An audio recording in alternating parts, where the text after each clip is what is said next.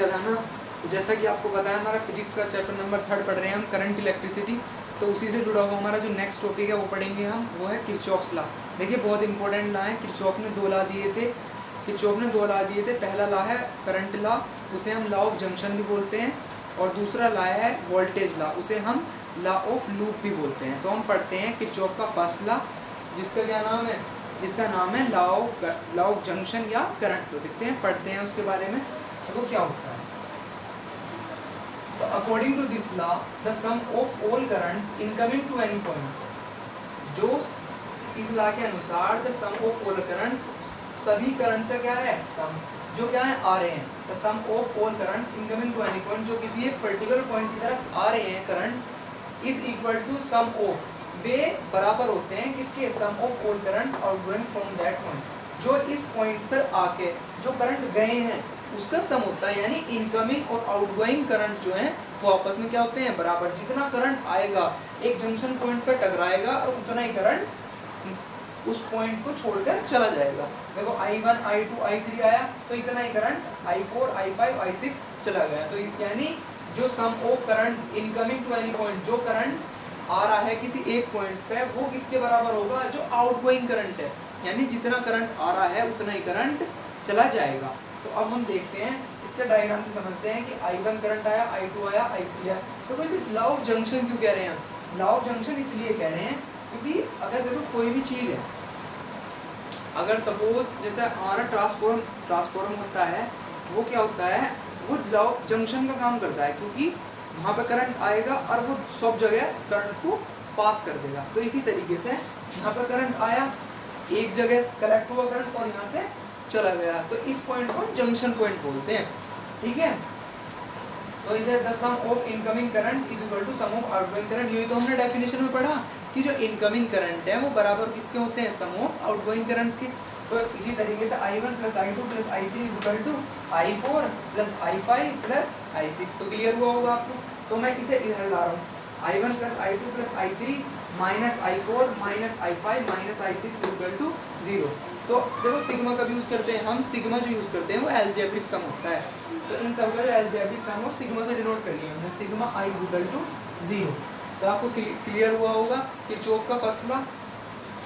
देखो ये 0 के इक्वल इसलिए आया क्योंकि जितना करंट आ रहा है उतना ही करंट तो बाहर जा रहा है, यहाँ पे जितना करंट आया उतना ही करंट चला गया। तो अलजेब्रिक सम करंट का कितना होता है, 0 हो गया। तो इसी से अब जो हमारा किरचॉफ का फर्स्ट लॉ है वो कंप्लीट हुआ। अब हम किरचॉफ का सेकंड लॉ पढ़ेंगे। जैसा कि मैंने आपको बता दिया, जो किरचॉफ का सेकंड लॉ होता है उसे क्या बोलते हैं हम, उसे बोलते हैं वोल्टेज लॉ, और एनसीईआरटी के अकॉर्डिंग उसे हम लॉ ऑफ लूप भी बोलते हैं। तो आपको क्लियर होगा वो भी, जैसे ये क्लियर हुआ है। अब हम सेकंड लॉ की तरफ चलते हैं। ठीक है,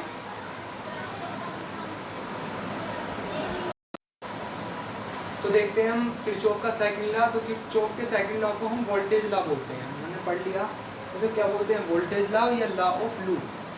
ठीक है, अब हम पढ़ते हैं किरचॉफ के सेकंड लॉ को। देखो according to this law in any mesh, देखो मैश क्या होता है, मैश को पाश बोलते हैं हिंदी में। देखो जैसे ये हमारे पास सर्किट है, सर्किट में ये वाला हिस्सा है, ये क्लोज जो सरफेस है, देखो क्लोज जैसे ये, तो इसे लूप बोलते हैं। इसमें कितने लूप है, इसमें 2 लूप है, एक तो ये है और एक ये।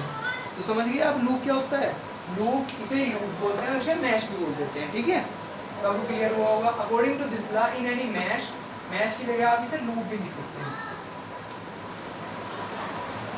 Loop in any circuit the sum of EMFs is equal to, देखो जो सेकंड लॉ है उसे क्या बोलते हैं, वोल्टेज लॉ बोलते हैं, और लॉ ऑफ लूप बोलते हैं। उसमें क्या है, in any loop in any loop in any circuit the sum of EMF of cell, किसका sum, EMF of a cell का इज इक्वल टू, वो बराबर होता है to the sum of product of current and their corresponding resistance.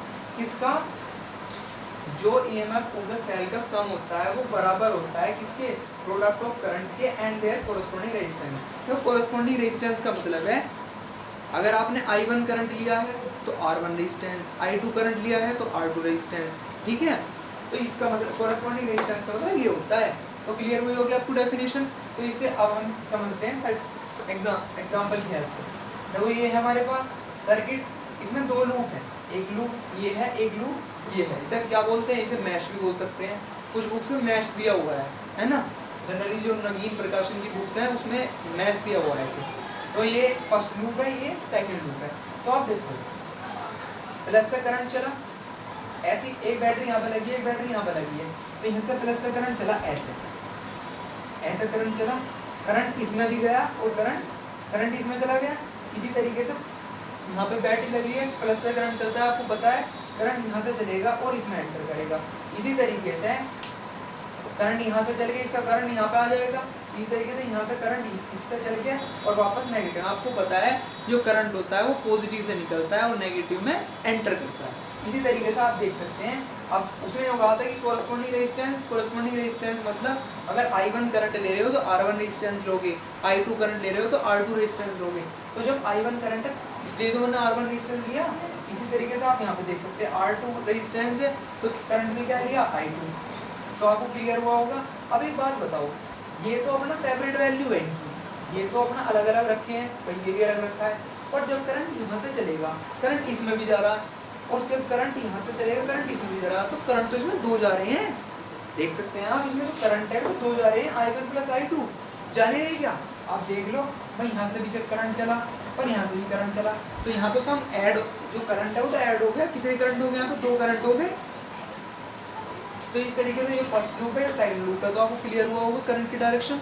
इसी तरीके से हम इसमें किरचॉफ का वोल्टेज लॉ अप्लाई करेंगे। हमने जो किरचॉफ का फर्स्ट लॉ था उसे अप्लाई कैसे करा था, हमने बहुत सारे पॉइंट लगाए थे, पॉइंट मिलाए थे और जंक्शन पॉइंट में मिला के उतना ही करंट वापस कर दिया था। जितना करंट आ रहा था उतना ही करंट हमने भेज दिया था। इस तरीके से इसे भी हम शो करके दिखाएंगे कि किरचॉफ का जो वोल्टेज लॉ है वो कैसे अप्लाई होगा। देखो मैश फर्स्ट माने लूप फर्स्ट, आपको क्लियर ही है। तो E1 E क्या है, EMF, E क्या है EMF। तो E1 इज इक्वल टू देखो I1 plus I2। Mash first में लगा रहे हैं, ध्यान देना इस वाले मैश में I1 plus I2 into R, क्योंकि यहाँ पे करंट कितने हैं, दो करंट हैं। और इसी तरीके से तो करंट यहाँ से चला, उसने डेफिनेशन में क्या रखा कि कोरस्पोंडिंग रेजिस्टेंस लेना है। यानी अगर जितना करंट है, अगर करंट I1 है तो रेजिस्टेंस कितना लेना है, R1। करंट I2 है तो रेजिस्टेंस कितना लेना, R2। ठीक इसी तरीके से जब हम इसमें किरचॉफ लॉ अप्लाई करेंगे मैश फर्स्ट में, तो मैश फर्स्ट तो ये है, आप देख सकते हो मैश फर्स्ट यही तो है। तो इसमें जब हम पहले चला तो हमें पहले क्या मिला, करंट I1 प्लस I2 और इसका रेजिस्टेंस कितना है, R। देख सकते हैं आप, जब क्योंकि हमें प्लस से निकलना है और माइनस में एंटर करना है, तो प्लस में निकले I1 plus I2 into R हो गया। इस तरीके से जब हम यहाँ पे एंटर करेंगे तो हमने पढ़ा कोरस्पोंडिंग रेजिस्टेंस है भाई, इसका कितना था I1 प्लस I2, इसका रेजिस्टेंस कितना था R। अब इसका तो अलग रेजिस्टेंस है, इसके पास I1 करंट है, तो क्या हो जाएगा R1 रेजिस्टेंस। इस तरीके से हम इसे ऐड कर देंगे, क्योंकि वोल्टेज लॉ ये कहता है कि जो in any loop in any circuit the sum of EMF of sine is equal to the sum of product of current and their